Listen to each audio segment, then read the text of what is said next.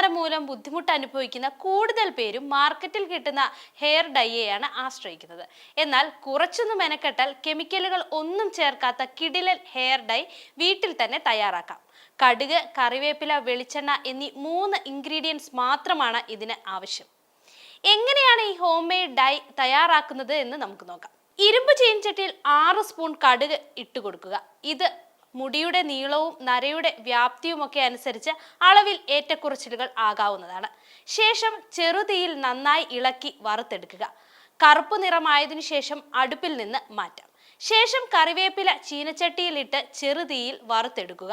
കയ്യിൽ പിടിക്കുന്ന സമയത്ത് പൊടിഞ്ഞു വരുന്ന പോലെ വറുത്തെടുക്കണം. അടുപ്പിൽ നിന്ന് ഇതും മാറ്റിവെക്കാം. ചൂടാറിയ ശേഷം വറുത്തു വെച്ചിരിക്കുന്ന കടുകും കറിവേപ്പിലയും നന്നായി പൊടിച്ച് അരിച്ചെടുക്കുക. 2-3 സ്പൂൺ എടുത്ത് ഒരു പാത്രത്തിലിടുക. ഈ പൊടിയിലേക്ക് അല്പം വെളിച്ചെണ്ണ ചേർത്ത് പേസ്റ്റ് രൂപത്തിലാക്കുക. വെളിച്ചെണ്ണയ്ക്ക് പകരം തേയില വെള്ളവും ഉപയോഗിക്കാം. എണ്ണമയം ഒട്ടുമില്ലാത്ത മുടിയിലേക്ക് തേച്ചു കൊടുക്കുക. 2 മണിക്കൂറിന് ശേഷം കഴുകിക്കളയാം. തുടക്കത്തിൽ ഒന്നിടവിട്ട ദിവസങ്ങളിൽ ഹെയർ ഡൈ ചെയ്യണം. പിന്നീട് ആഴ്ചയിൽ അല്ലെങ്കിൽ മാസത്തിൽ 1 തവണ ഉപയോഗിച്ചാൽ മതിയാകും.